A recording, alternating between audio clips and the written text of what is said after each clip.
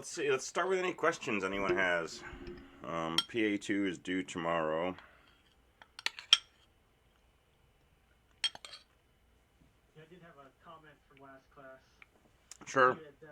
You had talked about in Java how they go and do the, like you talked about binary trees and hash sets and things like that. And they don't really go through what it's all about, but it's kind of a cool way of learning in this class what's going on in the back end of that class. Mm-hmm. Right. Weirdly enough, in my Java class, we're actually talking about binary trees and hash sets and different lists and stuff like that. And it's funny because they actually made a comment saying, we're not going to go into how it works, you just need to understand this is what it's doing. Ah, okay. That was kind of funny. That is interesting. Yeah, and it's not like one is better or worse than the other. Just different approaches, and depending on what your goals are, it may not be important in how these things work. You may want to use these structures for some purpose. If you're doing game development, you're going to work with something like Unity or Unreal or something. There's so much stuff going on that you probably have no idea how it's happening, and that's okay, right? Because your goal is to start from a different place and build up from there. So a computer science degree, you're kind of trying to get like the whole gamut of levels, from like the lowest level machine code or even lower, engineering 250, where you're looking at circuits, right? Gates that are turning into flip-flops and stuff, all the way up to something like object-oriented design and using a game engine or something. So that's part of why it's a 4-year program, best case. Yeah. Well, it's interesting that they already have the method set up and object-oriented that, like, you don't need to know what it's doing, you just need to know that it's doing it. Mm-hmm. It's interesting. And that's, as computers became more and more common and widespread in use, there was a growing problem of, how to manage the software side of things. And if everybody had to start from scratch with what we're doing in PA1 and PA2 to code something, right, it would not be feasible. Plus, you'd have code out there that had all kinds of different things going on under the hood, and maintenance becomes a big issue. And so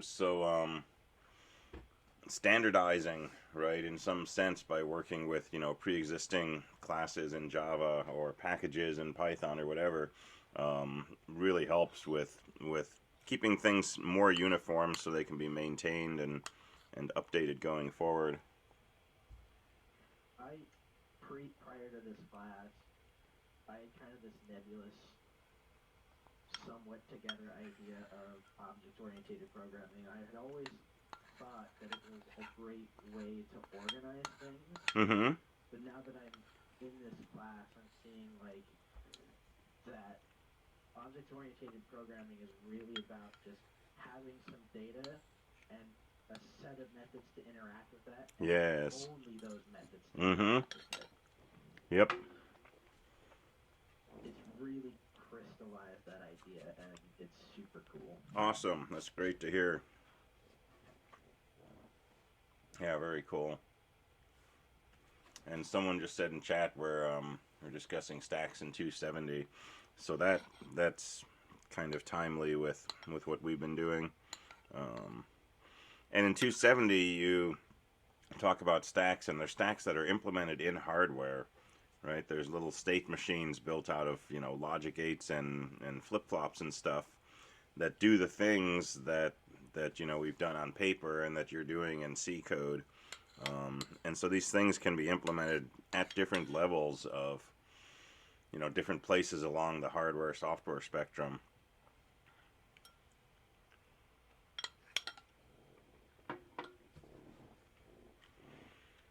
Cool, interesting comments.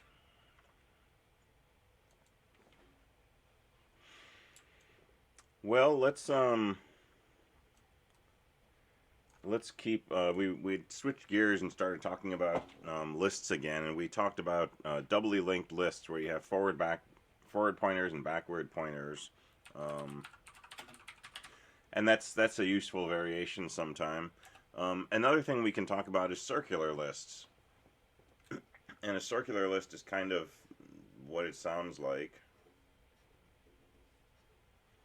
When you get to the last node of the list, normally we have this point to null, but you could just have it point back to the first node of the list. And one advantage of this is if you're working through a set of data and you want to, move up to a certain point, stop and do something, and then continue from there, stop and do something, continue from there, and when you're at the end, you want to go back to the beginning, right? If you just have this pointer pointing back to the beginning, you don't need any special logic. You don't need to say, if my current node is null, then set it equal to the sentinel next, and so on. And so there's cases where this is useful. One of the complications of it, though, is, if you were to try to print the contents of this list with your current print code, it would print forever. Because most of our code detects the end of the list by finding a pointer to null. And if there is no such pointer, right, our print method would just print forever. And if we searched for something that wasn't in the list, we would just keep searching more and more nodes forever. So it changes some of the algorithms, but it's a useful embellishment sometimes.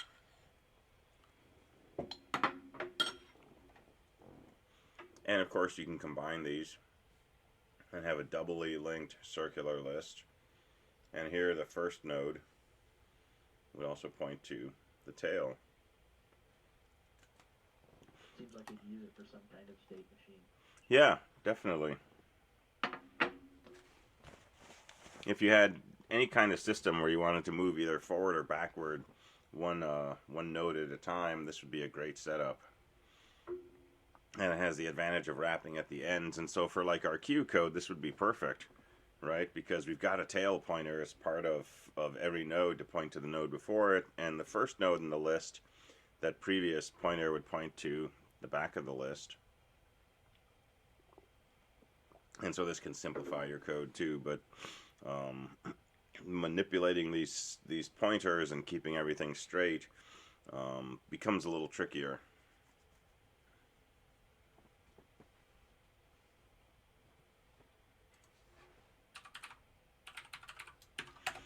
Another thing worth noting is that we don't always need a sentinel node.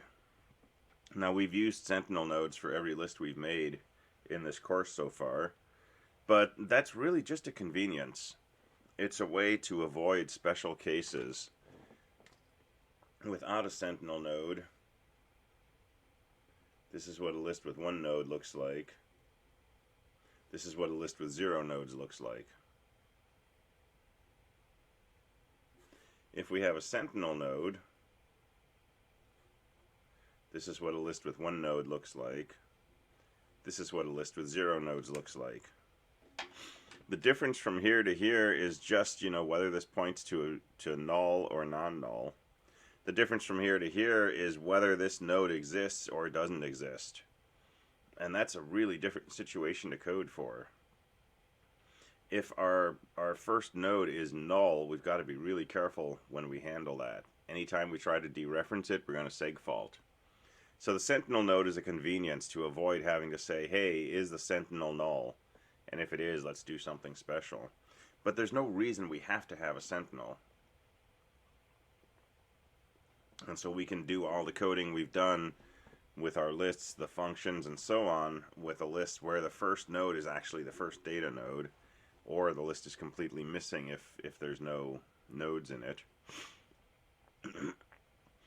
And there's no good reason, there's not a really strong good reason to avoid using a sentinel for a linked list, but for what we're going to go into next, which is binary trees, we never want a sentinel node. And that's going to complicate our coding a little, but it's going to let us do something else, which we call recursion. And recursion doesn't work very well with sentinel nodes. So we'll see that coming up in a bit.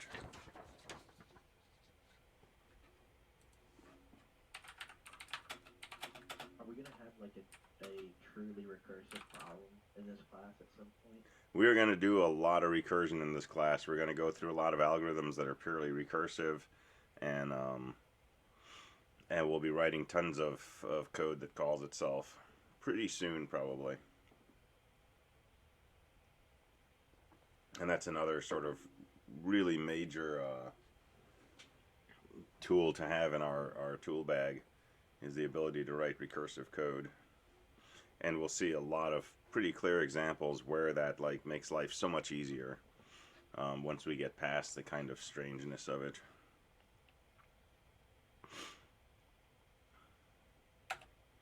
All right, and the last thing I want to mention with respect to lists is that, you know, our usual list, we have a data field and we have a next field.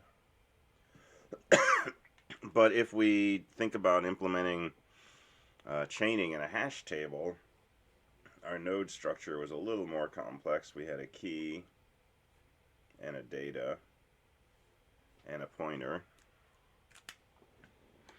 And either way, you know, if we have a key and then some payload coming along like data, or if we just have, you know, one piece of data,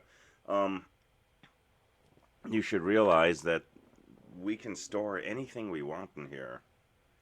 Now, mostly when we do examples, we store integers, or maybe we'll store characters or something like that. But, you know, in this case, these would be pointers to characters. They would be the address of the start of character arrays. So, you know, car stars. But they could be floats, they could be doubles, they could be some kind of more complex structure. They could also be, you know, pointers to sentinel nodes that do their own thing. And then maybe here's another key data pair. And maybe this data points to another sentinel node that begins another linked list. And this points to a third node with a key and a data. And maybe this data points to, you know, yet another linked list. And you'd have a list of lists. And we'll probably code something like this at some point. And if you don't have really good a really good interface to your list package, this gets really ugly fast. But if you have a nice clean interface, if you know, hey, when I want to add to a list, all I do is call the add function, I pass the sentinel and the thing I want to add, right? Well, then it doesn't matter where you get that sentinel from. It could be, you know, a variable in my main program, or it could be that I searched my list for some key and my search function returned the data, which is a sentinel node. Well, I can just take that and pass it to my add function, right? And as long as I have that you know, separation of what I want to do to the list from how it's done, coding this kind of thing does not have to be something that trips us up. And once again, when we get into object-oriented design, this becomes really, really clear. But we'll head towards that with the structures we're coding up in C in this course.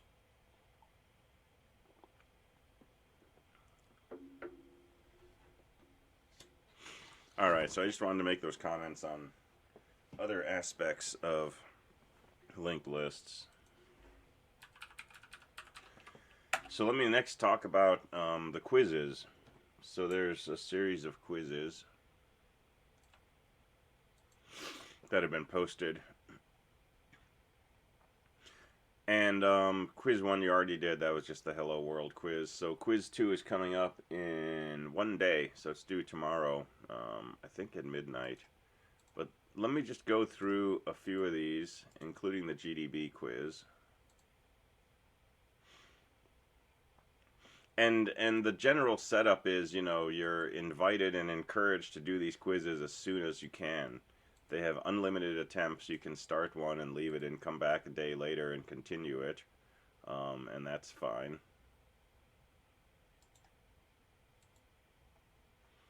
But they're you know, not intended to be tackled like on the due date or something. Those are dates that I picked that should be far enough in the future that will have covered everything you need to know to do the quiz well before then. So certainly these first few quizzes you should be able to do at this point, and I suggest doing those early so that if you're stuck on something, you have time to, ask in class or come by the office and ask then.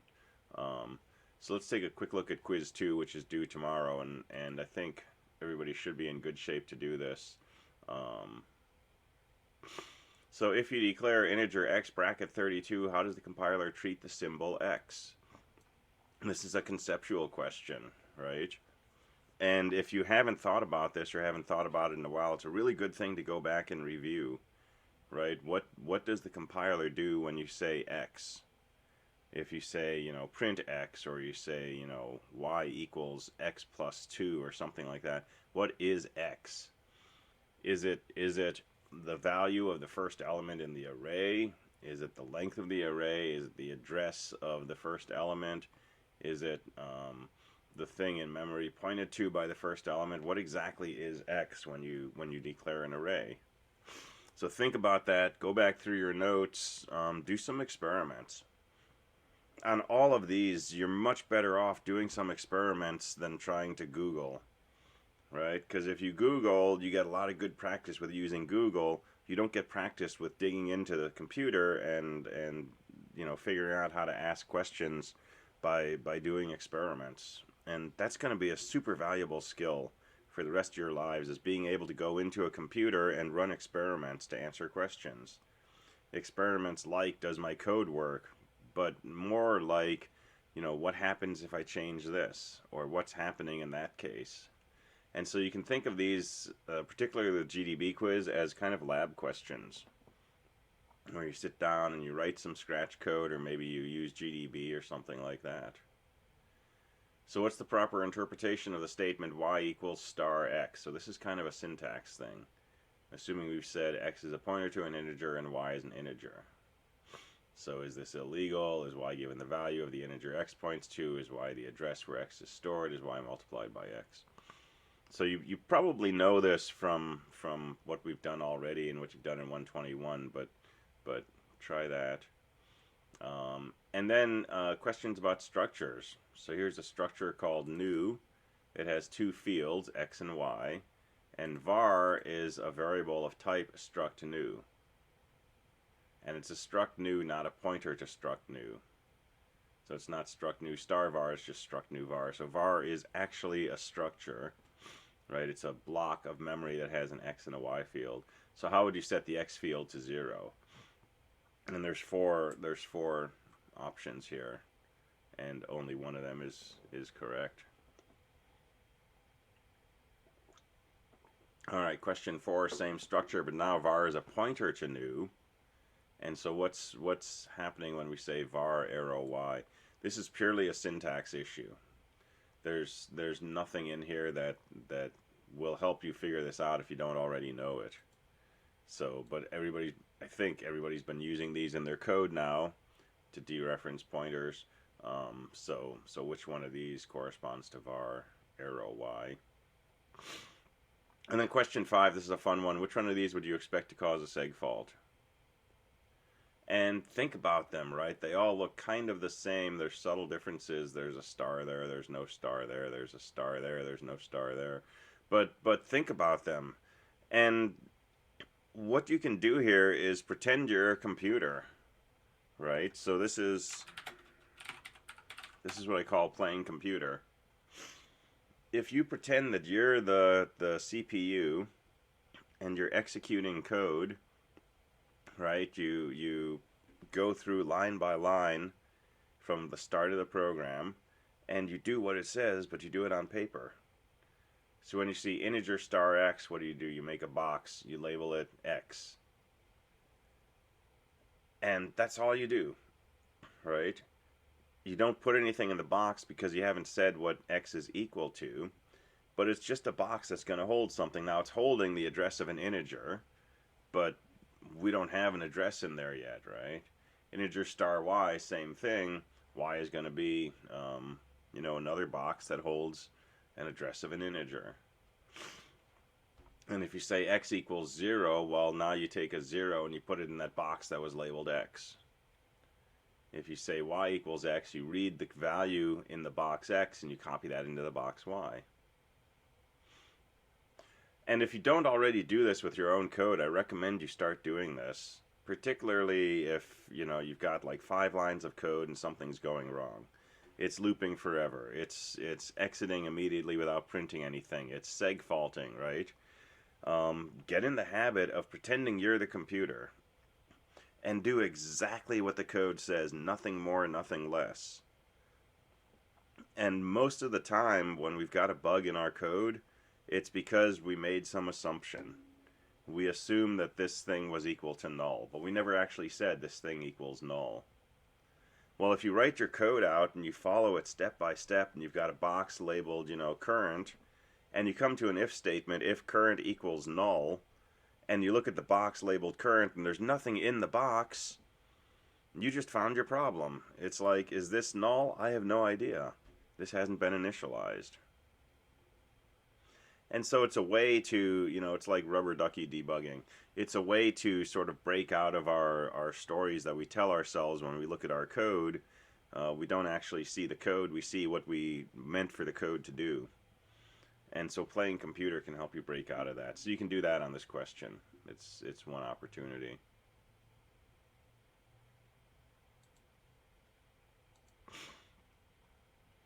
Alright, and then quiz 3 is about lists. So which of the following is true about memory and linked lists? So think about that. Sentinel node in a linked list, and which of these is true about sentinel nodes? Linked list compared to arrays. So this was how we motivated discussing linked lists in the beginning.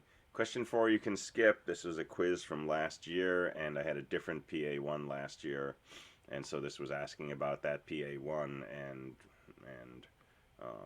so this doesn't apply. But some people already did the quiz, so I didn't want to just delete that question. So it's worth 0 points.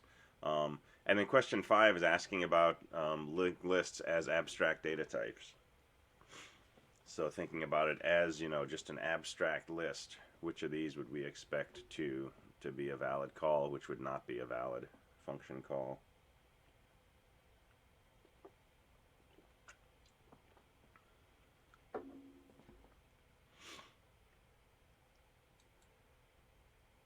Alright, quiz 4 is dealing with hashes.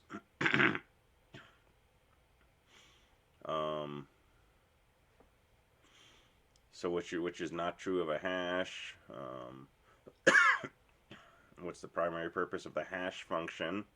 Remember, that's the thing that we use to change the key into an index. What does the probe argument to a hash function do? So if we're doing probing, we have that second argument, which is the probe number. What is that actually being used for? Which would be the best choice for a hash function for hashing people's names? So here we're thinking about quality of a hash function. And so quality is basically, you know, what's going to give us the fewest collisions, or the fewest chance of a collision. And then just, you know, what is a collision? Alright, and then there's the GDB quiz. And so if you haven't been doing a lot with GDB, this is a good chance to really kind of get your hands dirty and dig into looking inside the computer using the debugger. And so for this quiz, you should run the debugger on this file on the server /temp/g1. And so let me go ahead and start that.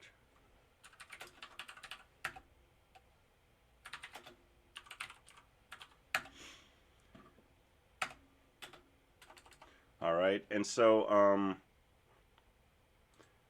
start the debugger with the start command, and it tells me I'm sitting here at line 19 in g1.c, but you don't have access to the source code.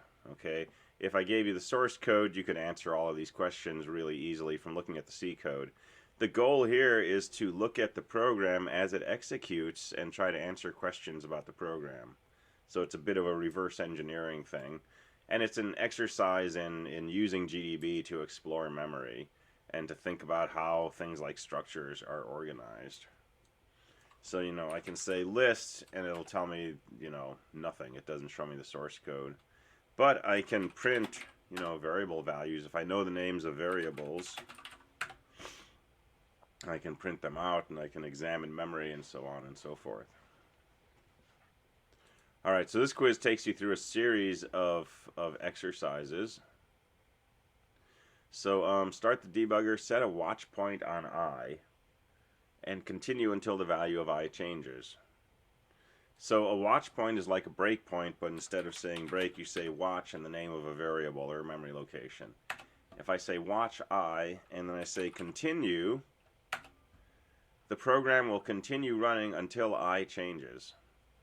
And so at this location in my main program, I changed from 32767 to 0. And now if I print I will be a 0. If I say continue, it'll run through more code until I changes again. And now it's saying I changed from 0 to 1, and I'm at line 22. So your goal is to do this until I is equal to 5. And at that point, print out the value of x. And x changes throughout the program, so tell me the value of x once I is equal to 5. And put that in as just, a plain old integer in decimal. Okay, how many bytes are allocated for the structure mystruct? How can we tell this? Well, there's a thing called size of.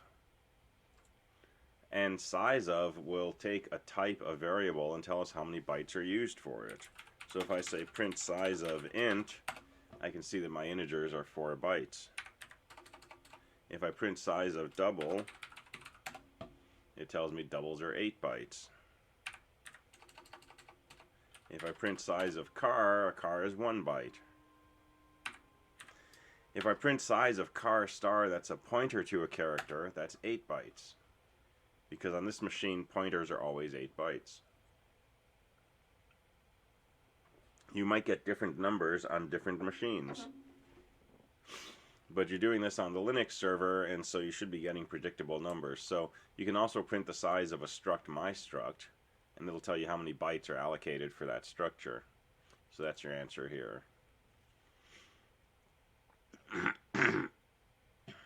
All right, there's an array named data, and data's got a whole bunch of stuff in it. And the way it's written, we can guess that it contains a bunch of structures.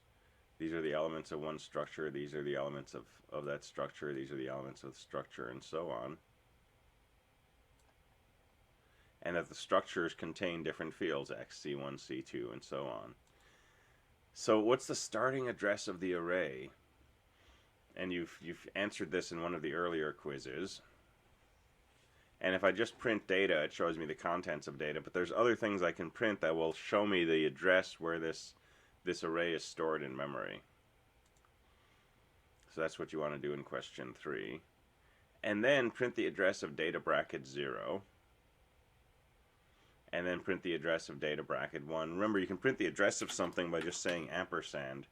So if I print I can see I is equal to 1. If I print ampersand I, that tells me where I is stored in memory.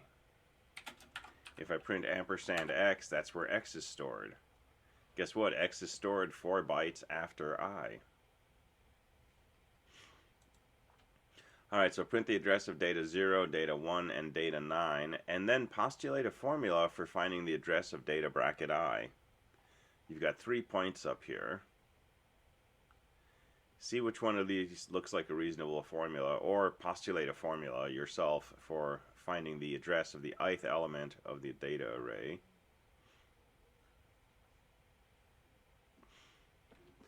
And then it starts getting more interesting. So my struct contains several fields, x, y, z, c1, c2, and so on. So which of those fields is stored first? So in PA1, we had a struct mynode.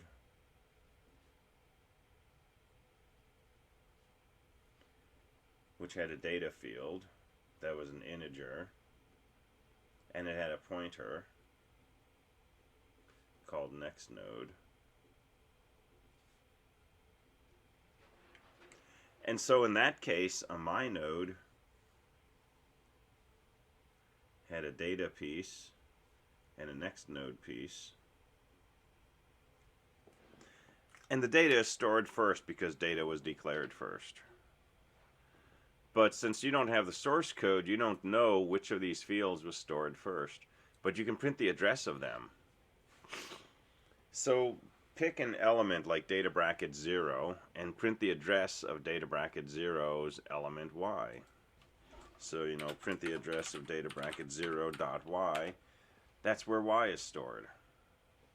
Print the address of data bracket 0 dot z. That's where z is stored.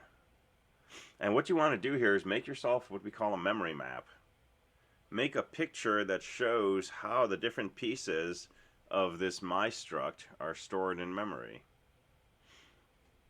And you're given an address of each one, and we can make a little picture like this. Now, if we did this for PA1, what we would have found was that data was stored, from location 0 through 3. Data took 4 bytes to store. And then the next 4 bytes were unused. And the next node occupied the next 8 bytes.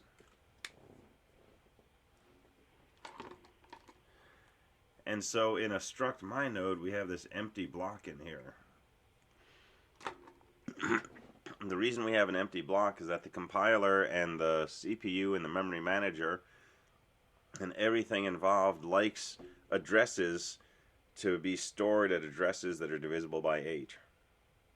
If we store next node up here, our performance bottoms out.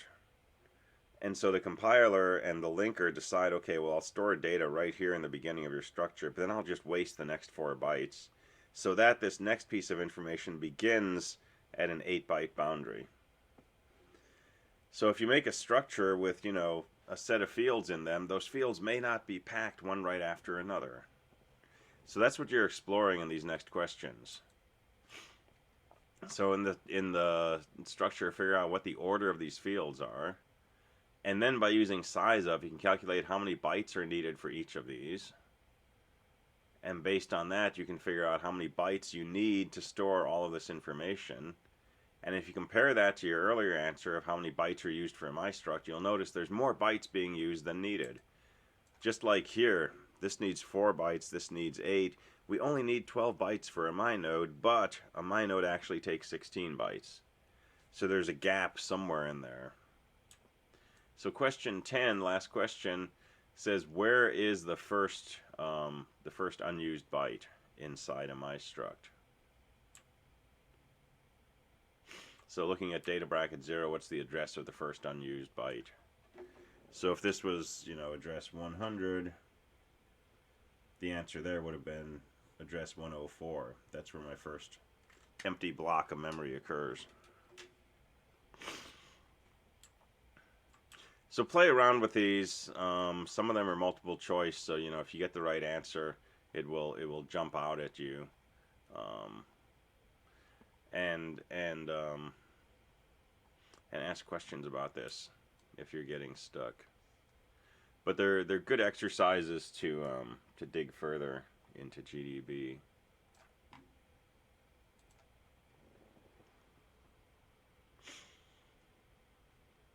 All right, so the last of those are due February 9th, and then the other quizzes are due in March. And I just put these out towards the end of the quarter.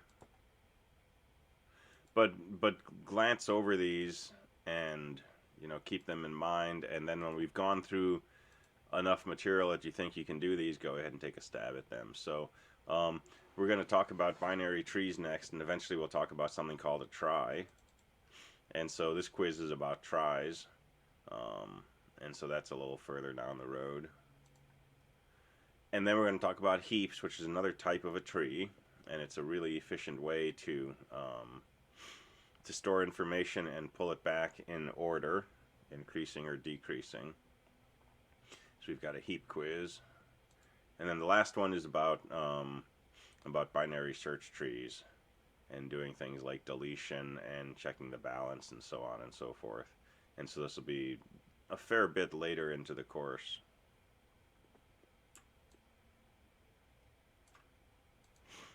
All right. Any questions about that?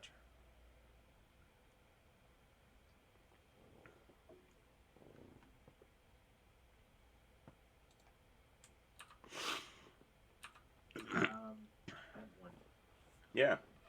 At what point do we hit the material we need to know for the midterm? Oh, So you. like gonna be. Go ahead. So I will not ask you about trees on the midterm.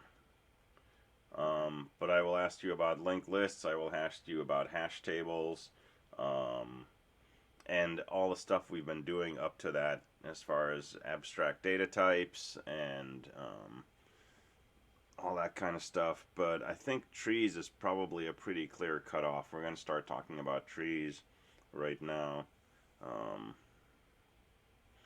and so trees will not be on the midterm. Everything up to that will be. So stacks, queues, hashes, lists, and all the other stuff that goes into those.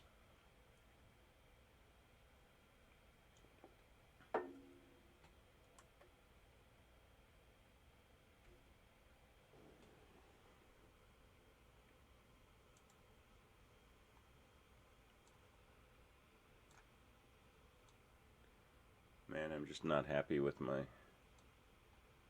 document camera right now. That's a little better. All right. Let's talk about trees. And trees are in some sense kind of the quintessential data structure. They're probably the structure that we use most often in one form or another, for a variety of reasons. So a tree is great for storing and retrieving information, searching for information, um, and maintaining that set of information, deleting and so on, but doing it very efficiently.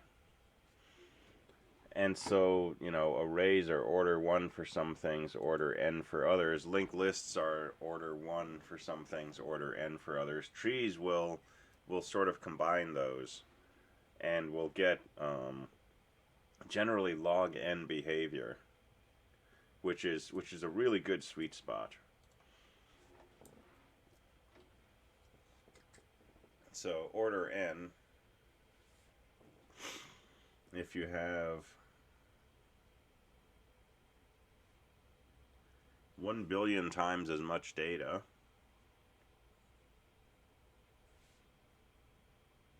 your time increases by 1 billion.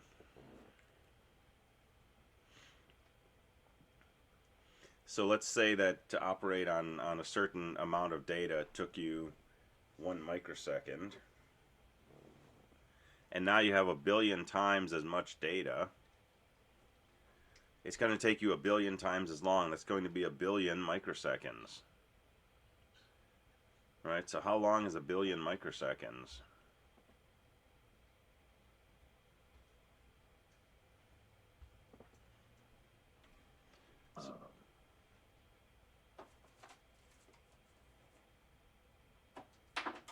It's a pop quiz on powers of 10.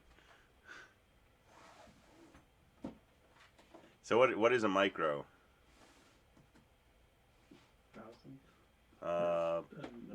Micro is a millionth, so a milli would be a thousandth, which doesn't make sense, but milli is a thousandth, micro is a millionth. So this is a millionth of a second. This is 1 billion millionths of a second. That's 1,000 seconds, which is, something like 16 minutes. So your algorithm that used to take a microsecond is now taking 16 minutes to do one operation. That's horrible, right? If you're bubble searching and you increase your data by 1 million, you increase your time by 10 to the 18th. And so your microsecond becomes 10 to the 12th seconds. That's 1 trillion seconds. which is crazy long. That's like a year. I think it's worse than that. It's way more than that. So it's this many hours, it's this many days, it's this many years. So 31,000 years to sort your data with a bubble sort. So that's no good. Now, if your algorithm is order log n, and we're usually talking log base 2, well, log base 2 of a billion is 30. So your time goes from 1 microsecond to a whopping 30 microseconds. That's a whole lot nicer. 30 microseconds versus 31,000 years. Yeah, this is the one the customer is going to pay for. So log n is great. We really like logarithmic performance. And most of what we do with trees, we're going to be playing around in the log n, or possibly n times log n area, depending on what we're trying to do. All right, so let's start with the basic picture. So what's a tree look like? We got this.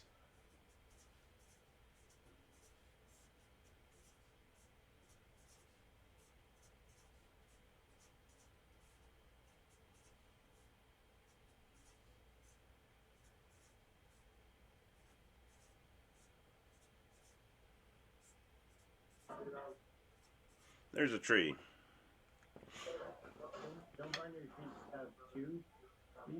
So this is just a general tree. If it's a binary tree, we've only got 2. But let's start with the most general notion, which is just a plain old tree. And basically we have a set of nodes, and nodes point to other nodes.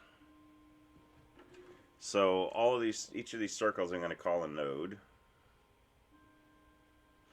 And there's a direction. A node points to another node, or maybe pointed to from another node. So this node is pointing to 1, 2, 3 other nodes, and it's pointed to from one node. And if I label these so that we can talk about them more easily, like A, B, C, D, E, F, G, H. Right, so D is a parent of these nodes here, F, G, and H. So a parent of a node means that that parent points to the node. And F, G, and H, these are called children of their parent, D in this case. So there's an ancestral relationship. Any node that points to another is the parent of the node it's pointing to. Any node that's being pointed to is the child of the node pointing to it. So it's like an ancestor tree.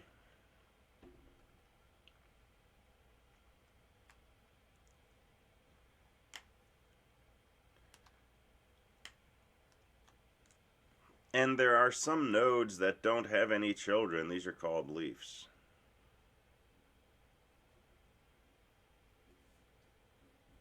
So if a node has no children, that's called a leaf node. And there's exactly one node that has no parent, and that's called the root. So the root is the node with no parent. And you know, it's an upside down version of a biological tree. So the root is sitting down here, and we grow upward, and we branch out and bifurcate and trifurcate and so on.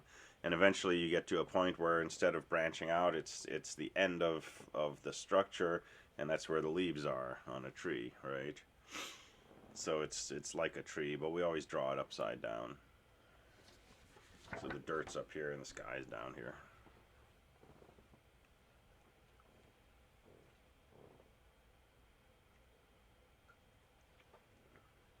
All right, so that's our basic picture.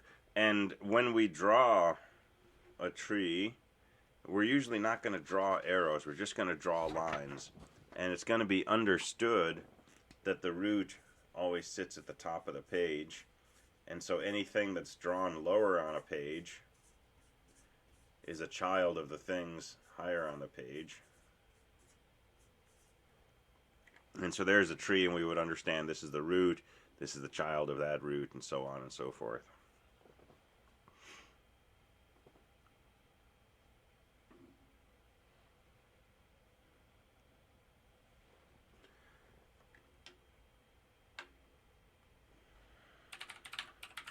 All right, so some important properties of trees. So one critical property is trees are always connected. So there's never, you know, a node or a set of nodes that aren't connected to the other sets. In other words, we can't have, you know, just some node hanging out here or some set of nodes hanging out here like this. This would not be a tree, this would be two trees. And we would actually call this a forest. And sometimes we work with forest, which are collections of trees. But to be a single tree, you know, this node would need to be connected to something. So these are connected. There's always exactly one root. So there's one node that has no parent. And in some sense, that's sort of the starting point to get to any other node. And we can do that because of the connectedness. There's also no cycles. So we don't allow a situation where, for example, if we go back to the picture with arrows, we would not allow, you know, this node to point back to that.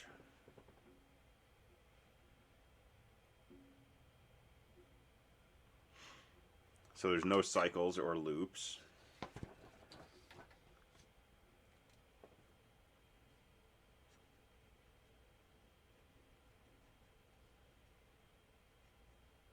To each node, its parent is unique. So we do not have a case, for example, where there's two nodes pointing to this one. That's not allowed. So no cycles and no multiple parents.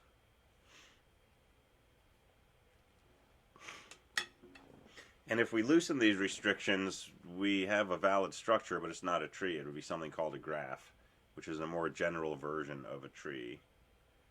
And we use graphs for all kinds of things, but we're not going to worry about graphs right now. So we're going to keep these simplifying assumptions. No loops, and, you know, each node has exactly one parent, except the root, which has no parent.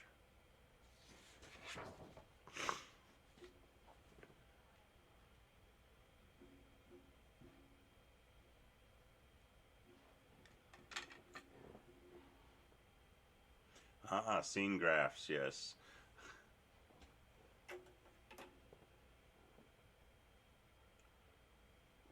Yeah, and that's a good way to sort of keep track of things in a memory structure so that you can render them and update them and so on.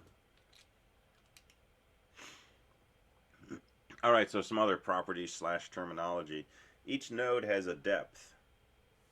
And so the depth of a node equals the number of steps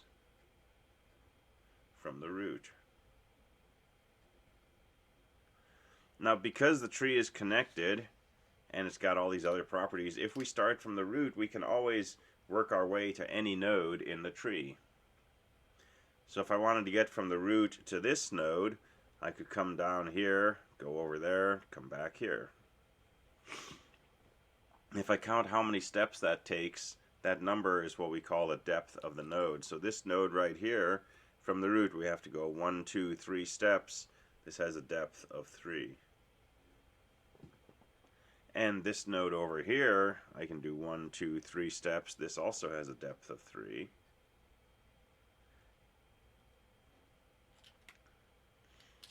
And this node has a depth of 2 because from the root I do 1, 2 steps. And this has a depth of 2, and so on. And so if you draw this picture very neatly with everything lined up, you'll find that, you know, all the nodes that are side by side have the same depth. All of these nodes have a depth of 2. All of these nodes have a depth of 3. This one I didn't line up very well.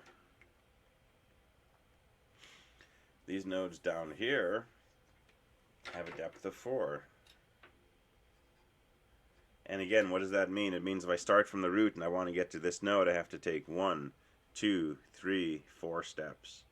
If I want to get to that node, I have to do 1, 2, 3, 4 steps. And this path from the root is unique. That's ensured by these properties. So there's a unique way to get from the root to any node, and so this notion of how many steps does it take is well defined. It's always going to be a single number.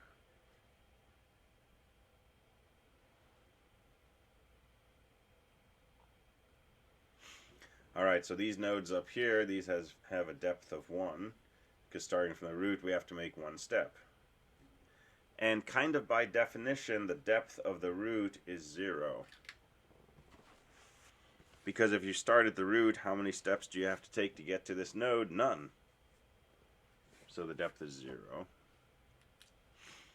And then we have the height of the tree equals the maximum depth of any node. So this tree would have a height of 4 because the deepest nodes have a depth of 4.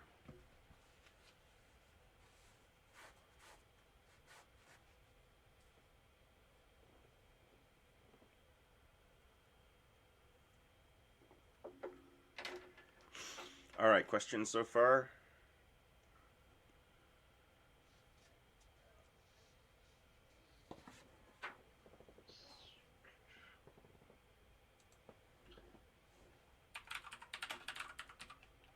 All right, so we're going to mostly work with binary trees for now. Eventually we'll open this up and we'll talk about trees with more than 2 children, but we're going to concentrate on binary trees. So a binary tree,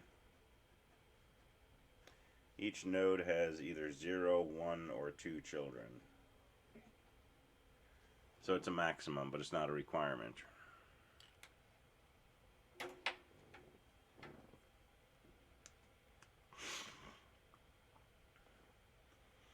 And let me just make, sort of a sample tree here. And so I'm going to assume that I'm storing integers in this tree. Yeah, question? Do we have to make some sort of memory map to identify what node we're gonna, where what we're looking for would be? Oh, we'll be able to find things pretty easily in here. Okay. So we're still kind of thinking abstractly at this point, but after the break we'll definitely talk about how we actually move around here and find things and store things and such.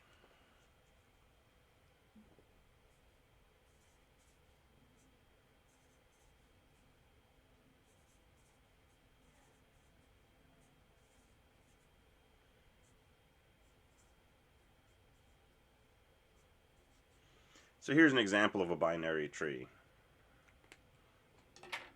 The root is up here at the top. Each node is pointing to, either 2 or 1 or no children. And so it's binary. There's no cycles. Everything's connected, all that kind of stuff. And since we always have at most 2 children, we have some terminology we can introduce. So we're going to use the notions of left and right. And we'll say 30 is the root's left child, and 80 is the root's right child.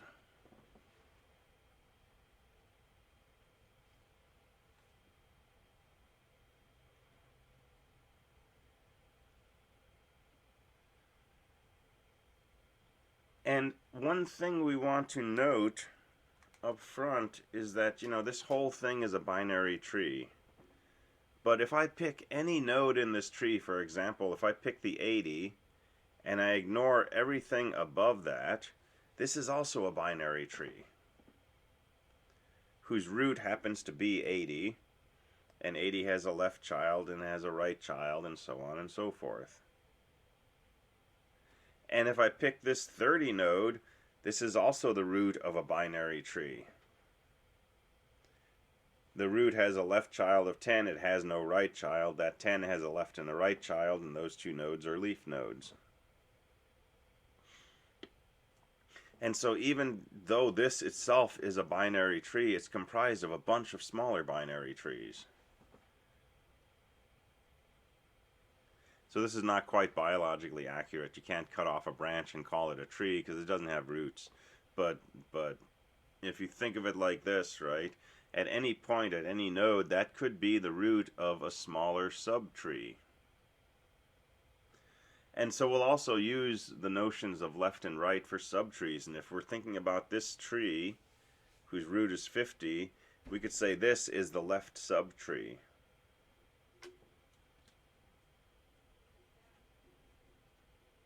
And this would be the right subtree. And you know, for this tree, whose root is 80, there's also a right subtree of that, which is this. It's this tree whose root is 90 and it has a left child, and that node has a left child.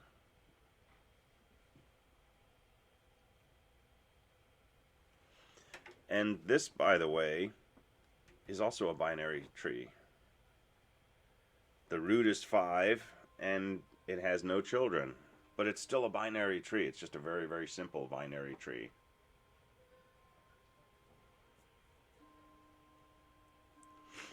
So big trees contain little trees, and that's going to be a key when we talk about recursion and about doing simpler code to manipulate these structures.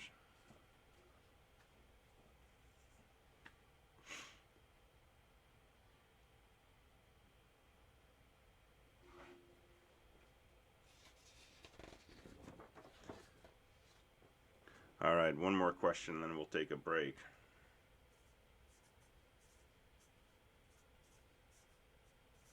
Is this a binary tree? Yes. Yeah. It's got a root. Each node has 0, 1, or 2 children. It's got all those essential properties. Is this a binary tree?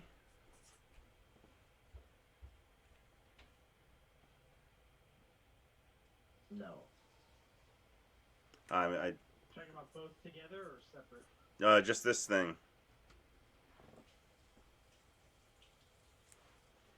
So those aren't linked to each other, so I think yes. Yeah, I mean, if this is a tree, then this should be a tree. It's pointing the other direction, right? But what else does this look like? Looks like a linked list. It looks like a linked list. In fact, it is a linked list. So linked lists are a very, very specific type of binary tree. They're basically a degenerate binary tree, a tree with some very peculiar characteristics, such as, you know, each node has exactly one child.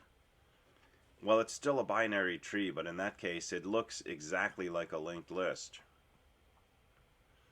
So trees are going to, in some sense, be, you know, a more general class of data structure that happens to include a linked list as one or two degenerate cases. All right, so hold that in mind for 5 minutes. Let's take a break, come back in 5 minutes, and I'll tell you why we care about binary trees, and this will be related to linked lists. All right, so let's do a break, and let's come back at come back in 5.5 minutes.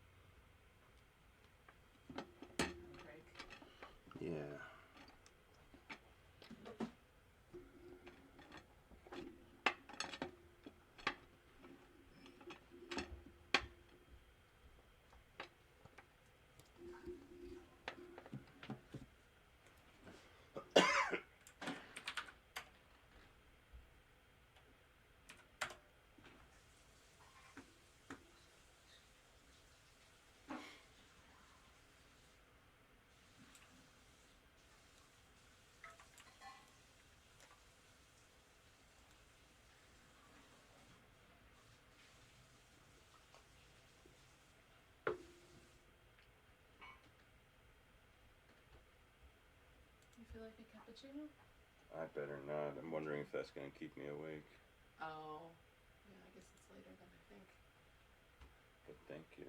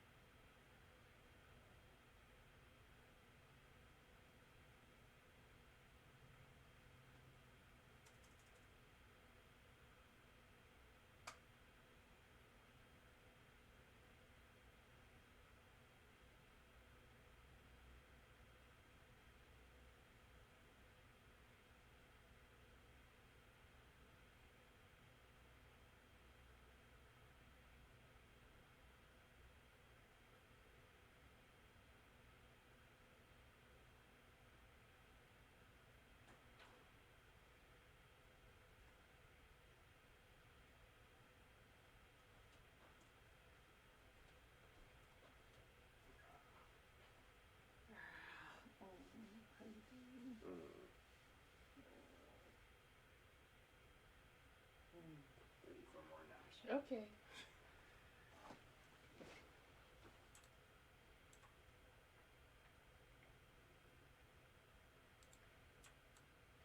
All right, welcome back.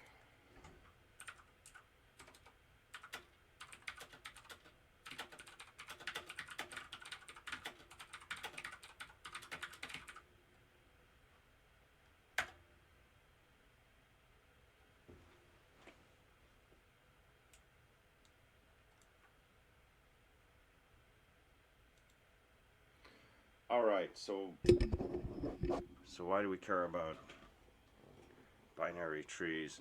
Let's go back to week 1 when we were talking about arrays and we were thinking about storing information and searching for information and so on and so forth. And we said, you know, arrays are nice because you can access elements really quickly. If you want to go to the 15th element, you don't have to search from the beginning. You can just take 15 and use that to figure out where the 15th element is stored in memory. So pulling information out of an array, getting to an element is really fast, but inserting something into an array was really slow. because arrays have fixed locations in memory, and if you want to squeeze something between two numbers, you got to move stuff around. And the more data you have in your array, the longer it takes to move. And so we went to linked lists where we said, you know, let's not store, you know, the nth element at some predefined location in memory. Let's let these things land wherever they happen to, and we'll have each node point to the next node. So now we can insert and remove with order 1 performance. But to get to the nth node, we still need to start from the beginning and move through from element to element. There's no way to automatically just go to, you know, the 15th element in a linked list. Every time we work through a list, we start from the sentinel and we just follow the nodes. Now with an array, if we want to search for something, we can do that efficiently by basically playing our high-low game. And we take our array of numbers, and if it's sorted, say from smallest to largest, so you know, here's small, here's large, and here's our array, and we're looking for some number n. So instead of starting from the beginning and looking for n, we start right in the middle. And we say, is this number n? And if it is, we got lucky, we're done. But if it's not, we say, is this number smaller or larger than n? If this is smaller than n, we can forget about half the array. We don't have to look anywhere before that halfway point. Because if the list is sorted and this number is too small, all of these numbers are going to be too small. So we've just cut our problem in half. And with a single operation, we've got a new problem now, which is check this smaller array and try to find the number n. So we do the same thing. We go to the middle of the array, and we say, is this number n? And if it is, we got lucky, we're done. But let's say that this number is bigger than n. Well, if this number right in the middle is bigger than n, all of these other numbers are also going to be bigger than n. So we don't need to check anything here. And now we've got an even smaller problem. It's 1/4 the size of the original array. And it took us 2 operations to get here. So playing high-low, the reason it works is because each time you make a guess, the size of your problem gets cut in half. And if you play high-low with someone and you say, think of a number between 17 and 17, it's going to take you exactly 1 guess to figure out what their number is. It's 17. So if we can keep breaking down the problem into smaller and smaller arrays until we have an array containing one thing, we can search that array for our number n in one operation. Just check that element. If it's equal to n, we're done. If it's not equal to n, we're done. And so the number of times that it takes to divide a number in half until you get down to 1, that's basically log n.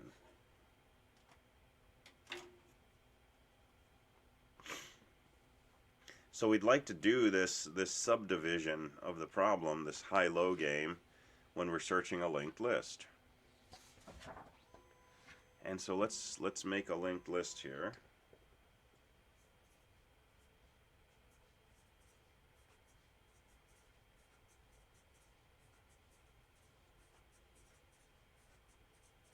So there's our linked list. And here's our sentinel node, which points to the 10. Okay, PA1 version linked lists. Is the number 55 in my list? Well, I don't know. Let me check. Sentinel points to 10. Nope. 20. Nope. 30. Nope. Nope. Nope. Nope. Nope. Nothing left. Okay, it's not in the list. Right? Worst case, I have to do n operations to decide my number is not in the list. Is the number 10 in the list? Let me check. Hey, it's in the list. Well, that was pretty fast, right? Is the number 70 in the list? Nope, nope, nope, nope, nope, nope. Yes, I found it. That was not so fast. So this is order n. If we want to play high-low, if we want to take advantage of the fact that this list is sorted, we do that not by starting in the beginning of the list, but by starting right in the middle. So we're going to change our handle to the list, the thing we've been calling a sentinel node.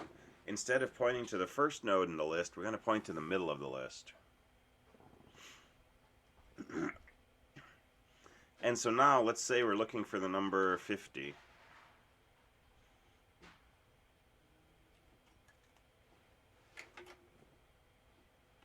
Well, I'm going to start right here in the middle. And I'm going to say, is this a 50? No. And I'm going to observe that the number at the middle of the list is 40. That's smaller than 50. I can ignore half my list. And where my original list had 7 numbers in it, I've now got a problem where I'm searching a list containing only 3 numbers.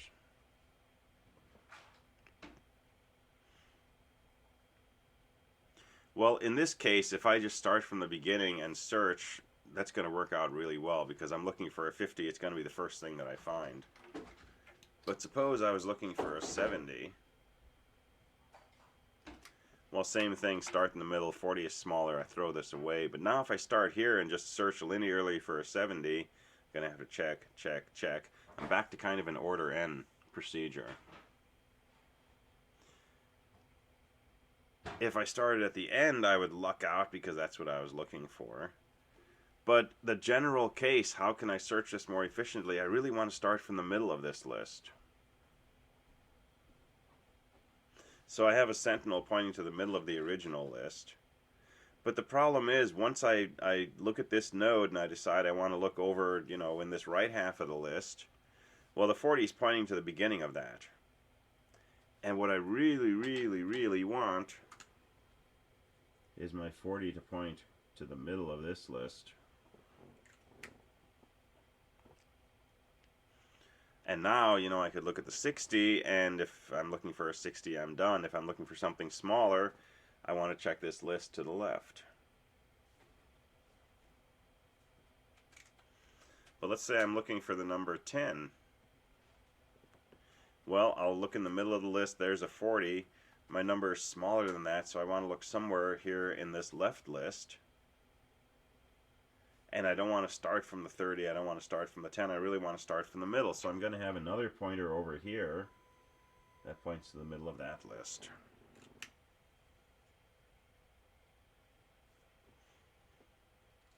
And maybe you can see where this is going. Now I've only got 7 nodes, but imagine that this was a much bigger list. What should 60 point to? Not necessarily 70, but it should point to the middle of the list on the right. And it should also have a pointer to the middle of the list on the left. And 20 should point to the middle of the list on the right, and also point to the middle of the list on the left. And so I'm going to store my data as a linked list, but I'm going to have 2 pointers associated with each node. The first pointer is going to point to the middle of the list on the right. The second pointer will point to the middle of the list on the left. So this is a really nice linked list. I can search very efficiently. Start off at a 40. If I'm looking for a 55, it's bigger than 40, so I'll come over here. 55 is smaller than 60, so I'll come over here. 55 is bigger than 50. Well, my pointers here would basically say, you know, there's nothing else that I can point to. Those are both null. That's where I know 55 is not found. So if I draw this differently, if I make a 2-dimensional drawing instead of 1, I start off with a 50. With a 40, that's the thing I have my main access to. I have one arrow pointing to a 60, I have another arrow pointing to a 20. And then the 20 points to a 10 on the left, and it points to a 30 on the right. And the 60 points to a 50 on the left, and it points to a 70 on the right. That's a binary tree.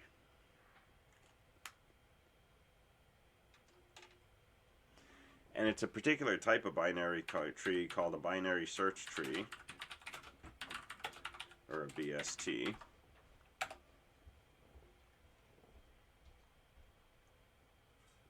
And so a binary search tree is a binary tree where we've also got our stuff ordered in this way.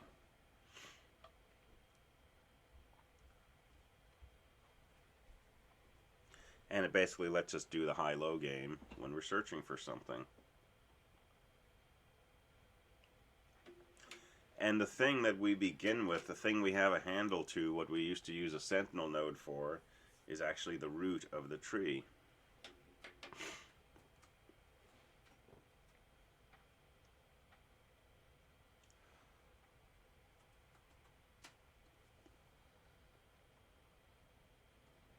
And the way we can search with this is pretty straightforward. Suppose we're looking for a 50. Start off at the root. 50 is bigger than the root, so it's not the root node, and it can't be anything over here because this pointer is pointing to all the stuff smaller than the root. So we can ignore all of that, and we have this much smaller tree that we need to search for a 50. And we do the same thing. Look at the root. It's a 60. 60 is bigger. So we don't need to look at the root or anything to the right. All we have to do is search this much smaller tree that happens to contain a single node. So now we see, is that node a 50? If it is, we're done, we found our number. If it's not, we're still done, we didn't find our number. And it took us 2 operations as opposed to 1, 2, 3, 4, 5 operations.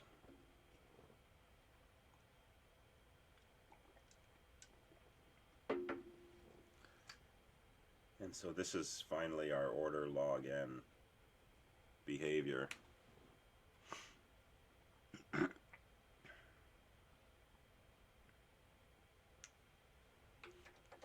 Alright, so you got the basic setup in mind? We haven't really done any of the details yet. But just sort of the basic motivation and the kind of picture structure of what we're doing. Is that good?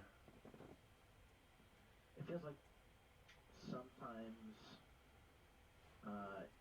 you wouldn't necessarily need a linked list structure for this, because I've done a binary search just with, like, not even storing anything, but like giving some amount of numbers, like any number between 1 and 1,000, right? Mm-hmm. I'm not sure I follow that though. It's like our high-low game where we have a number, a maximum number and a minimum number, and you start in the middle, and you go to the middle, and you go to the middle again and again and again. Right, right. You actually have to store that in some linked list structure, right? Yeah, so when I relate this to playing high-low, I'm thinking of a very strange version of the high-low game where you have an array containing 100 numbers. And one of those numbers, you know, has some property, which is that I'm thinking of it. And you're trying to find, you know, which element in the array has that property. And so you start with the middle element, and if that's too small, then you know it's in the second half of the array, and so on. So you're right, if you're just trying to sort of find a number between 2 bounds, you don't need to be storing, you know, a list-like structure or a tree-like structure. So it's kind of a loose analogy.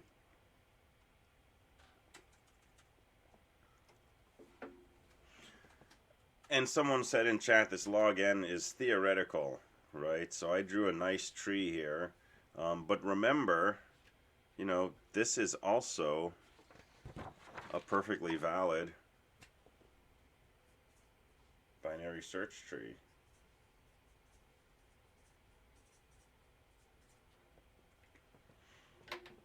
And if I'm searching for a 50, I'd look at the root and say 50 is bigger than 10.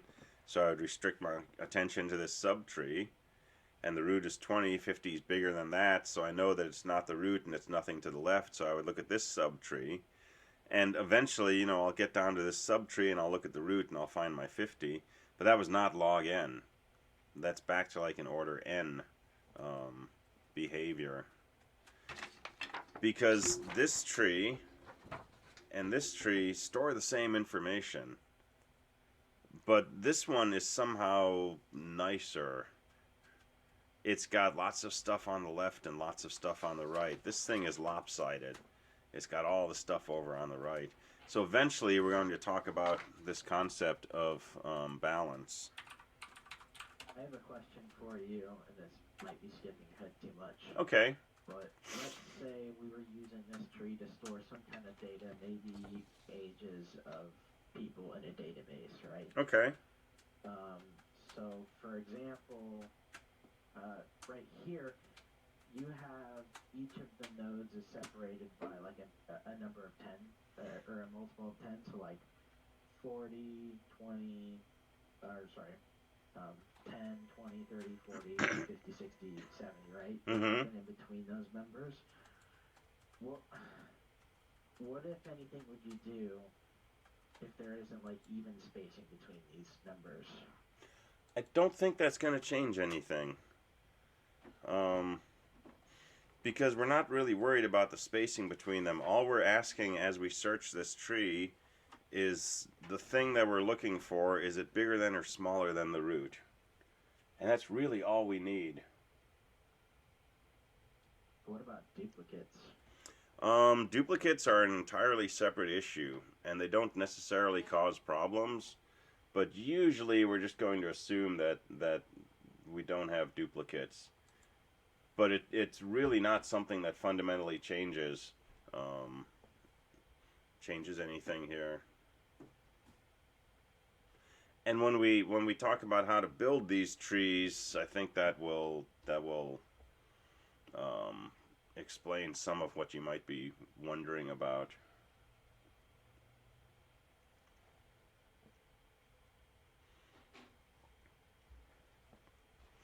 But right now, I'm thinking if you're bigger than the root, you go to the right. If you're smaller than the root, you go to the left.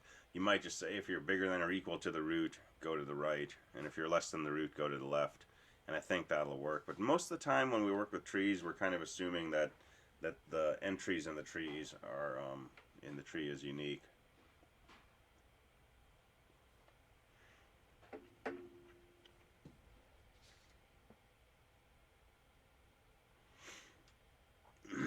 All right, so the root is the handle to the tree. It's like what the sentinel was for the linked list. But we don't have a sentinel node with trees, so if you're thinking that, put that out of your mind right now. We don't have an extra node that points to the root. We're really just going to deal with the root directly. And so an empty tree is going to be this. It's going to be nothing. It's going to be null. And a tree containing one node is going to look like that. Whereas with a linked list with a sentinel node, an empty list, we still had one node, which we called the sentinel. We're not going to do that with trees. So an empty tree will be null, N-U-L-L. And so we'll have to do some stuff to deal with that fact, because when we go from a non-empty tree to an empty tree, we lose, the ability to point to anything. Our root will be null. And we'll have to be careful, because if we ever dereference that, we'll segfault. So sentinel nodes go away. And we grab hold of the tree just by storing the root somewhere. Actually, the address of the root.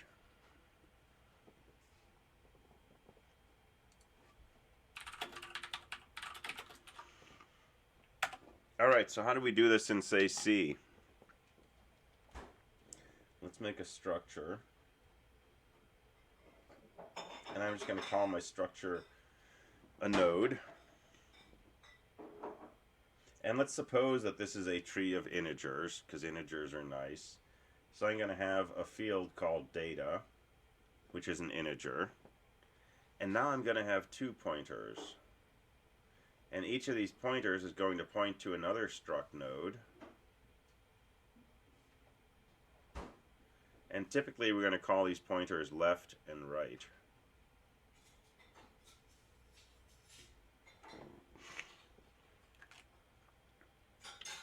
So our node has three fields to it at least. The data field, and then the pointers to the left and right children.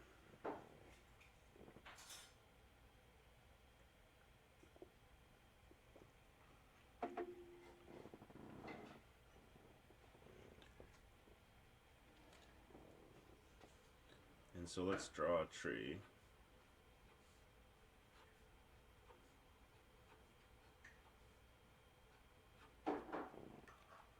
And let's suppose that we're using root. Root's been declared as a struct node star, and root is pointing to the root of the tree.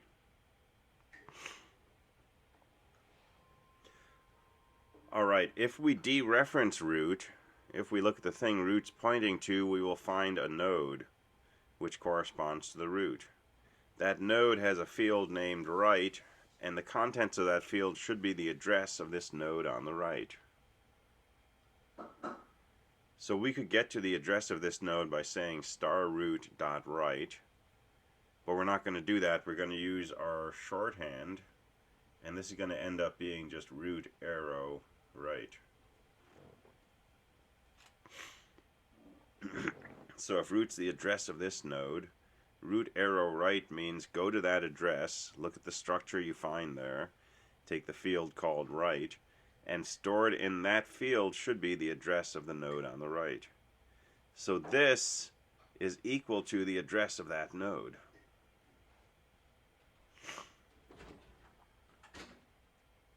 Now if we wanted to get to this node, how do we do it? Well, we know that this node is a pointer. You know, if we have a pointer to this node, we can dereference that pointer. That will give us a struct node, and the field named right will have the address of this. Well, since this node has an address which is given by root arrow right, how do we dereference that and access the field named right? It's just going to be root arrow right, arrow right. And this is where the shorthand notation of the arrow, as opposed to using a star and a dot, is going to start to make a lot of sense. If we wanted to get to this node and you know, access it using the root, we can take the address of its parent,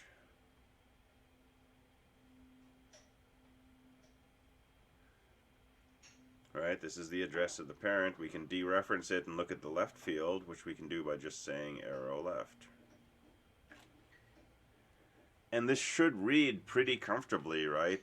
Think of root, go to the right, go to the right, go to the left. So this is the main reason we use this notation, because we can sort of build up this structure.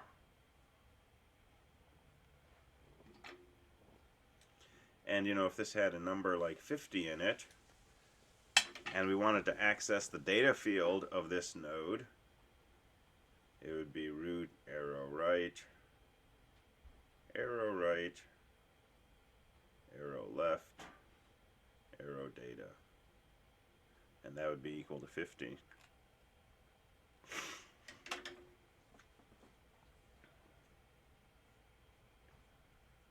Now we won't typically write things like this.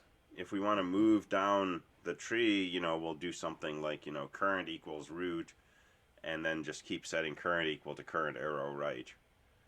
So the first time we do that, current would be here. The second time we do it, current would be here, and so on.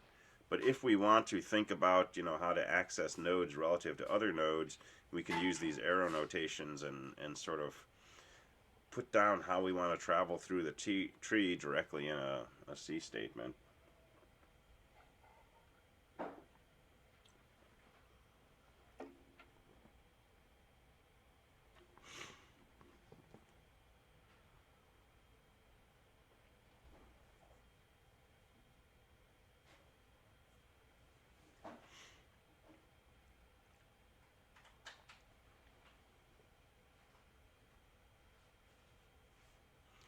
All right, questions or comments?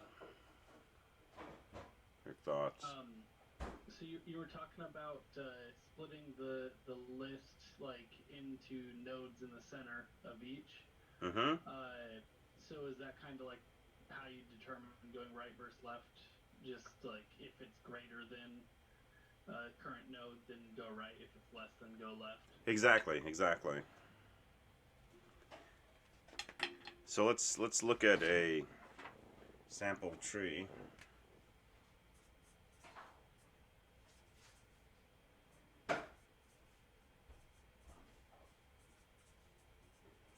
And this is just, you know, a sample tree I tend to draw a lot.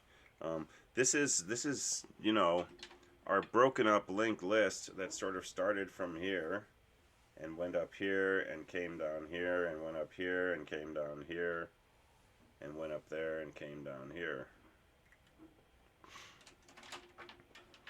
but we've restructured it so that, if we want to find something, we can start from the root and restrict our search to either the left or the right subtree.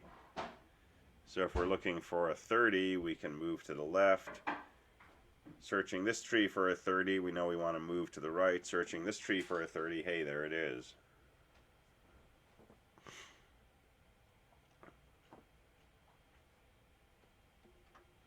Now let's say I want to search for a 55. Well, start from the root. 55 is bigger, so search this subtree on the right. Look at the root. 60 is bigger than 55. 55 is smaller, so let's search the subtree on the left. The root of this tree is 50, so 55 should be to the right, and if I look to the right, there's nothing there. It's null. So 55 is not in the tree. But if I wanted to add 55 to the tree, guess what? I'm going to put it right there on the right. Why? Because that's where it needs to go. So to add something to this tree is just like searching. Start from the root. 55 is bigger than the root, so go over to the right subtree. 55 is smaller than the root, go to the left subtree. 55 is bigger than the root, go to the right subtree. But there is nothing on the right. That's where we should add the 55. And so to add something to the tree, we basically search, and when we get down to the point where we would conclude that number is not in the tree, that's where the data should get added.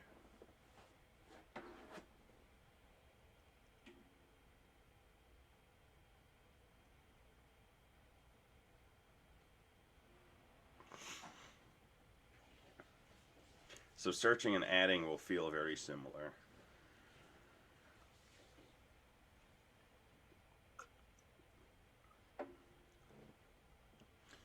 Alright, so question just came up in chat. How would you go about walking this whole tree if you needed to, say, execute some task on every node?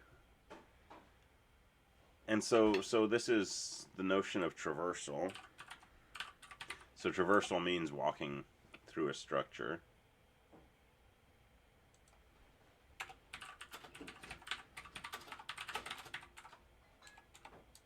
Would you go, like, from root node to the, let's say, to the left node, and then the left node of that, and then once you hit the bottom, the leaf nodes, do you come back up the structure and then go to the next child node of the next leaf node? Yeah, so we could do this. Octopuses would be really good at doing this because you need lots of fingers that you can put down. So let's start at the root. We're going to start off here, and I'm going to move to the left. But I need to remember that at some point I need to come back here and do all of this stuff. So I'll put a finger right there.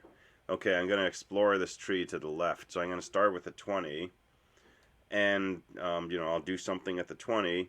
And now I've got two directions to go. Well, I need to remember that I need to go over to the right at some point, so I'll put my finger down here to remember that. But I'll go to the left and I'll do something with the 10. And now I'm done with everything on the left. Well, I need to go back to where I'm remembering, right, which was my thumb, and say, oh yeah, I got to do stuff on the right. So I'll take care of the 30, and I'm done with that. But I'm not done with the whole tree. I've got another finger up here saying, oh, I had to go off to the right. So now I'll come up here and I'll explore this tree. Well, I can deal with a 60, but now I've got two directions to go. So I'm going to remember that I have to come up here and go to the right. I'll put a finger down here, I'll come over to the left.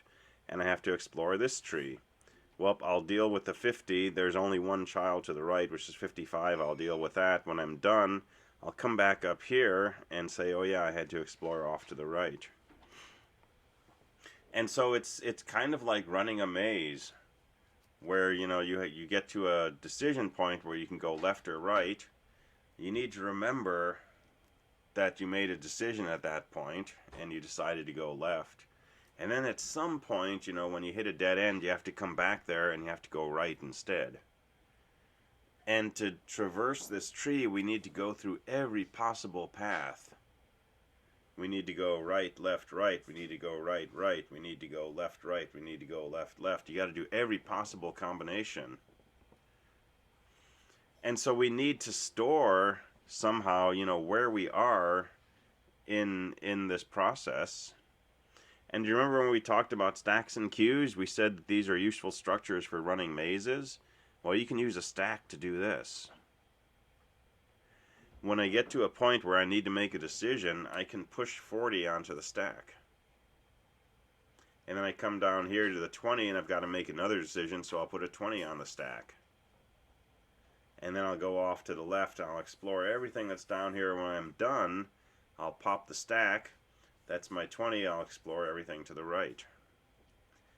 And you know, while I'm exploring this thing to the right, I might have more subtrees that'll get pushed on the stack, and eventually they'll get popped. And when I'm all done with everything over here, I'll pop off my 40, which says, okay, oh yeah, I have to do everything to the right, and I'll do it all again.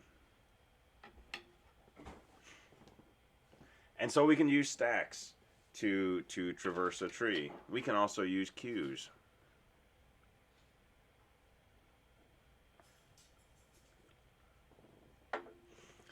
And this starts to get into some pretty profound areas of algorithms.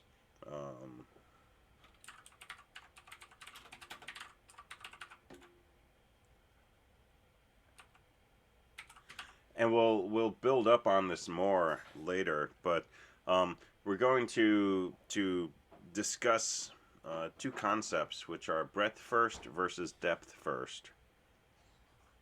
And a tree is sort of a classic example of where we have two ways to go through our data.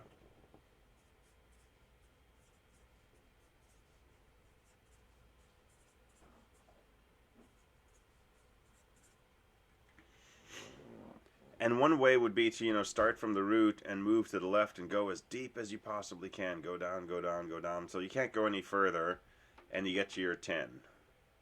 And maybe we'll print out the 10. And now, you know, just pop up one level and go down to the right. So we'll pop up one level, there's our 20, and we'll go down to the right. And then, you know, pop back to the 20. Well, we've done both children of 20, so pop back up again and do the 40. And so now, you know, we did everything to the left of our root. We did the root. Let's do everything to the right.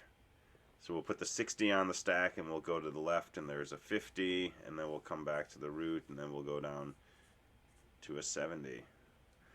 And we did all of this deep stuff before we did this thing that was not very deep. We did the deeper nodes first over here on the left. And when we started exploring the stuff on the right, we did the deeper nodes on the left before we did this root 60. And so it turns out if you do a depth first traversal, where you move down as far as you can go, and then just hop up a little and start moving down, you get your data out in order. And to implement a depth first traversal, we would use a stack. But there's a second totally different way that we could traverse this graph, which is to go across instead of down, to go breadth first instead of depth. And a breadth first traversal would say, okay, let's print out everything that's, you know, up here at this top level. So this is depth first search. So breadth first search, we would say, let's print everything that's at this top level. So there's a 40. And then let's just go down one level and print everything that's at this second level. And so there's a 20 and a 60. And then let's go down one more level and print everything at that third level. And there's a 10 and a 30 and a 50 and a 70. And both of these are perfectly valid ways to traverse this tree. In each case, we printed each of the nodes in our tree, but in a different order. The breadth first one printed the nodes that were higher up in the tree first, and the ones that were deeper later. And so we can implement a depth first search using a stack. It turns out if we instead use a queue, we end up doing a breadth first search.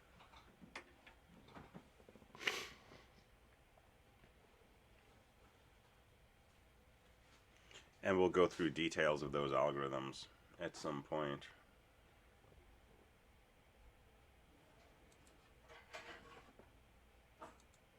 I just found out some of the game engines that confused me are breadth first. Ah, okay. That's cool. Yeah.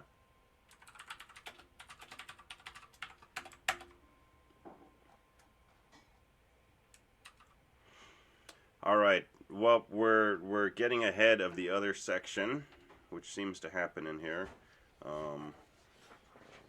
But we've got some time left, so let me leave you with a first taste of recursion if you haven't done recursion before. And we're going to spend a lot of time and energy trying to understand recursion. So if this comes out feeling really strange, that's okay. But let me make, my favorite tree again.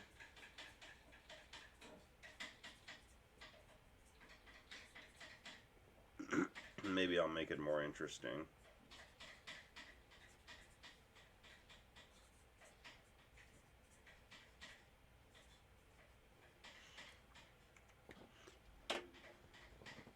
And let's say we want to traverse this tree and we want to print it out so that the numbers come out in order. So we'd like to print 10, 20, 25, 27, 30, 35, and so on. And you can kind of see how this depth first idea starts to look applicable, right? To print this data in order, first we want to go down and we want to print out the 10, and then the 20, and then when we go to the right, we don't want to just do the 30. We want to start off by going as far left as possible. That would be the 25. And then go to the right of that, which is 27. And only after we've done all the stuff on the left of 30 do we print the 30. And then we print the stuff on the right. And only after we've done that and completed printing all the stuff to the left of 40 would we print out the 40. And then we'd start doing the same thing over here.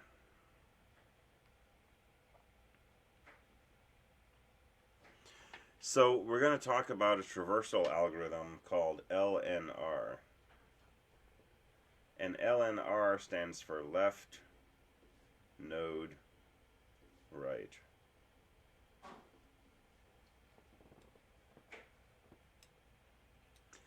And LNR traversal of a binary tree means the following. If you're given a tree, first print out everything to the left of the root. That's the L part. And then print the root node itself, that's the N part. And then print everything to the right of the root, that's the R part. So the algorithm for printing the contents of a tree will be to first print everything to the left of the root, then print the root, then print everything to the right of the root. Simple enough, right? Except, what do I mean by print everything to the left of the root? How do we do that? How do we know what order to print in? Well, the algorithm for printing this data is going to be print everything to the left of the root, and then print the root, and then print everything to the right of the root. So to print the data in this little subtree here, and let me just make a copy of this. Wouldn't that just give you depth first, if you tried to do that? This will be depth first, which is how we'll get our data in order.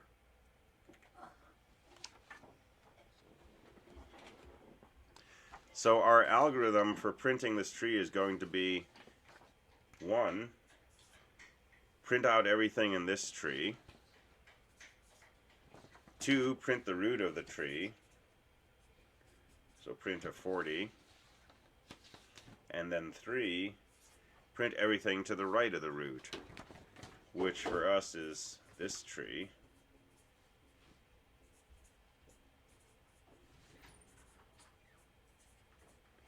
Right? So it's a 3-step procedure. So how do we print the contents of this tree? Well, we do exactly the same thing. So instead of calling these 1, 2, 3, let me call these A, B, and C. So step A is to print the tree to the left, which is just, something containing a 10. And then we're going to print the root node, which is a 20. And then we're going to print all the stuff to the right, which is this little tree over here that looks like a 30, a 25, a 27, and a 35.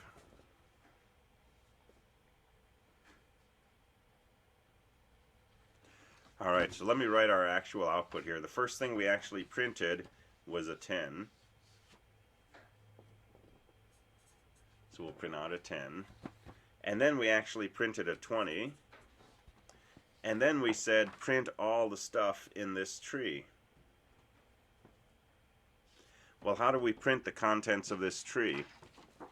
Exactly the same algorithm. So step 1, I'm going to print everything to the left of the root. So I want to print all the stuff in this tree. And then step 2, I want to print out the root. And then step 3, I want to print everything to the right of the root, which is just a 35. Alright, well, how do I print this tree? Same 3-step algorithm. First, print everything to the left of the root. Well, there's nothing to the left, so I'm not going to print anything, right? So print nothing. And then the second step is to print the root. Well, now I'm actually printing a 25, so I'll add that to my output. And then the third step is print the tree to the right. So print all the stuff to the right of the root, which is just a 27. So we'll print the 27. Alright, so all of this is how we accomplished step Roman numeral I, right? How we printed this little subtree. And then the next thing we had to do was print the 30. So we'll print that, and then we had to print a 35.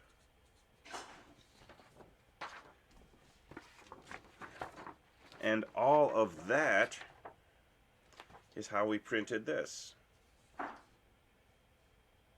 Right? We printed everything that was to the left, we printed the root, and then we printed everything to the right. So we finished this algorithm, and the purpose of that algorithm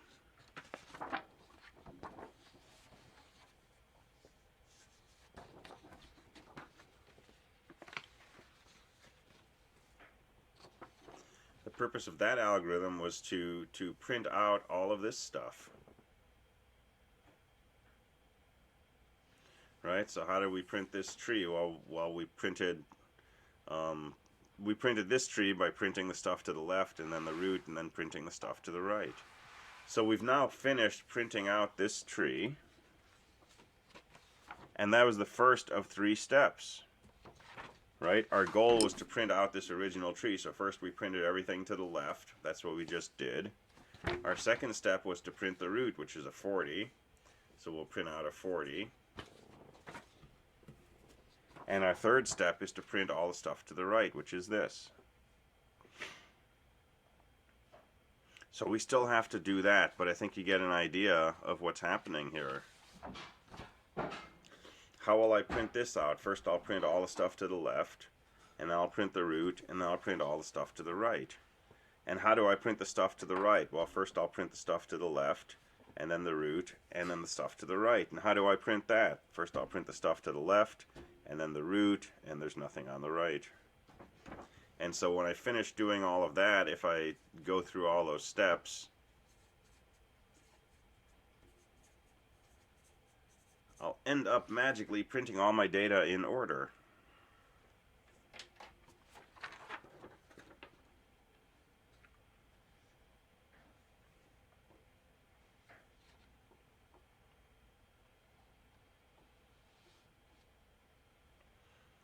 So this left node right algorithm is really simple to describe. It's just 3 steps. Print everything to the left of the root, print everything to the right of the root. But what that actually does is fairly complex. And it takes, multiple pieces of paper.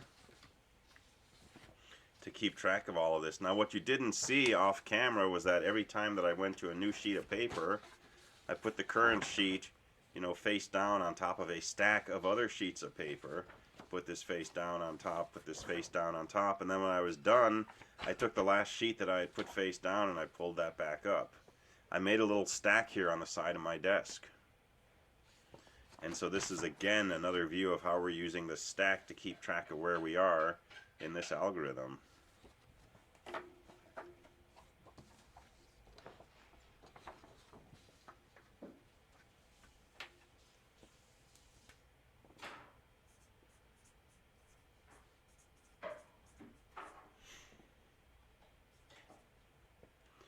Alright, let me show you what this would actually look like in code. So we're going to write a function called LNR. We're going to pass it a root, which is a pointer to a struct node. And we want this to do what we just did on paper. So we want to print out everything to the left of the root. And we want to print that stuff using left node right traversal. So I'm going to say do a left node right traversal on root arrow left. And then I'm going to print root arrow data. And then I want to print everything to the right of the root, and I want to print it using our left node right algorithm.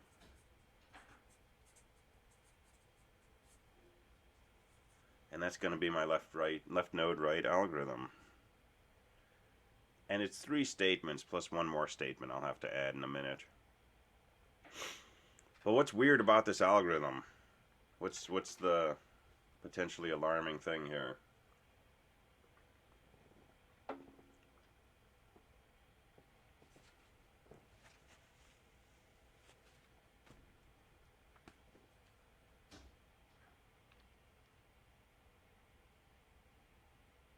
Anything weird about this?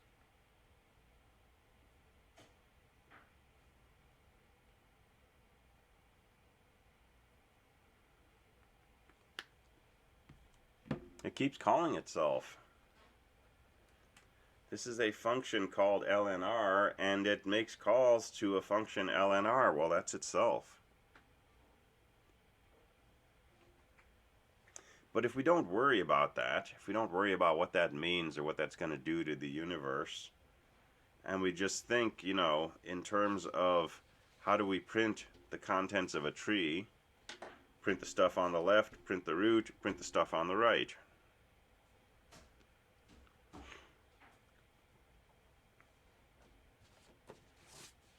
So this will probably feel like a bit of a cheat, because it almost looks like we're not actually doing anything here.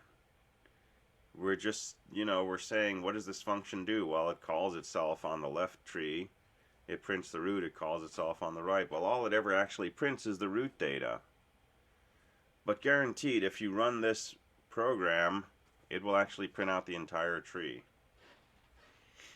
with one small detail added in, which is when we were going through our LNR algorithm, and we said something like, you know, let's go through and print out all the data on the left of the root, which is a 10. Well, we simply printed a 10. We didn't say let's print everything in the left subtree of 10, because there was no left subtree of 10. We didn't say print everything to the right subtree of 10, because there was no right subtree. We just printed the root. At some point, we need to stop calling ourselves. And so we're actually going to say something like, you know, if root equals null, then return. But as long as the root's not null, let's print out everything on the left, let's print out the root's data, let's print out everything on the right. So it's just a recursive function, right? So it's a recursive function.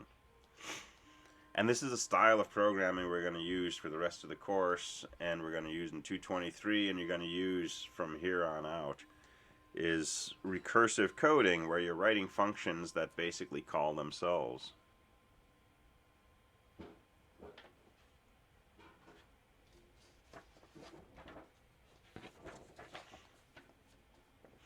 And this is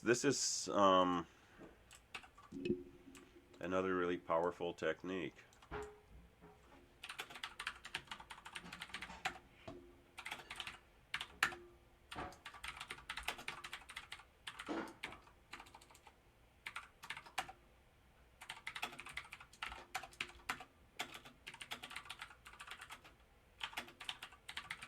So factorials, right? If you want 12 factorial, it's 12 times 11 times 10 times 9, etc., right? So 12 factorial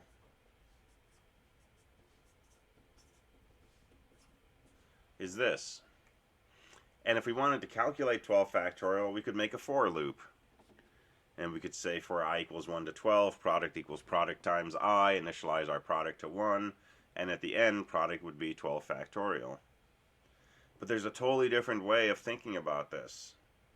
And this is a CSE215 concept. We can think of 12 factorial as 12 times 11 factorial. Because this is 11 factorial. If you multiply that by 12, you get 12 factorial. And 11 factorial is really just 11 times 10 factorial. Because all of this is 10 factorial. If you multiply by 11, you get 11 factorial. And so there's this recursive way that we can define a factorial function. Is just n times n minus 1 factorial. But remember, when we do these recursive definitions, they don't always make sense, because this would say 1 factorial is 1 times 0 factorial, 0 factorial is 0 times minus 1 factorial, and so on. We need a starting point for all of this. And so we would say something like n factorial equals n times n minus 1 factorial if n is bigger than or equal to 2, and it's equal to 1 if n equals 1. So this is this recurrence relation we talk about in CSE 215. And this is a perfectly well-defined description of n factorial. Well, we can use this to write a function to calculate n factorial.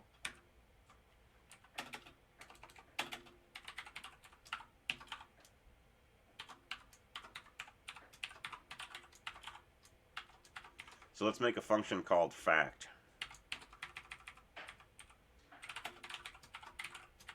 Which takes an integer and tells me the value of that factorial.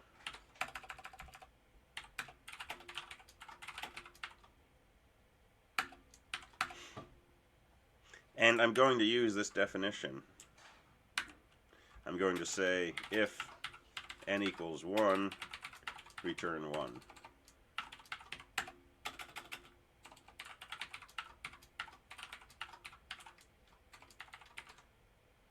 Otherwise, I'm going to return n times n minus 1 factorial. Didn't we do this in 215? Mm-hmm. Like towards the end? Yep. Yeah, I remember this. Yeah. So this is a definition that comes straight out of this, right? N factorial is either 1 if n's 1, or it's n times the previous factorial, n minus 1 factorial. And I've just written 2 lines of C code that say exactly that. If n is 1, fact of n is going to be 1. Otherwise, fact of n is going to be n times fact of n minus 1.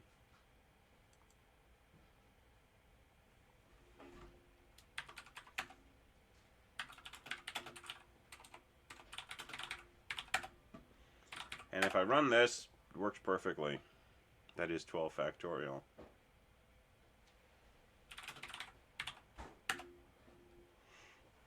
So if you haven't done recursion before, this is probably something new.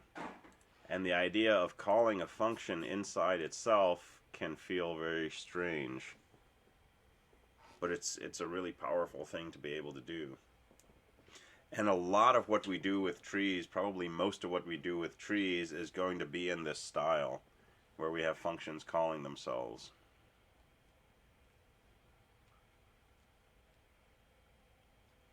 All right, so we'll spend another couple of weeks developing this in more and more detail. We'll get a lot of practice with this, but that's kind of a first foray into the area of recursion and recursive functions. And this is going to make. Go ahead. I guess isn't all that function calling expensive? It comes with a price, yes, but in a lot of cases, it's not going to be a bad price.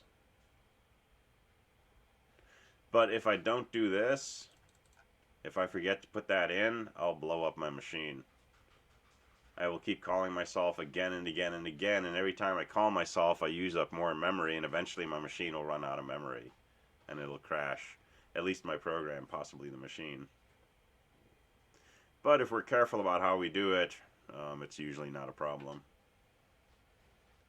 So there'll be some new challenges around this. All right, that's probably a good stopping point for now. So I'll leave things there, and don't forget about PA2, due at 8 o'clock. If you've got other questions, come into office hours tomorrow at 9. And otherwise, have a great weekend, and I will see you on Monday or Tuesday. Monday for 2:15, Tuesday for this. All right, have a good one. Thanks. Thank you. This lecture cleared up a bunch of confusion I had, so that's awesome. Oh, awesome. Great. Glad to hear it. Have a great day. All right, thanks. You too.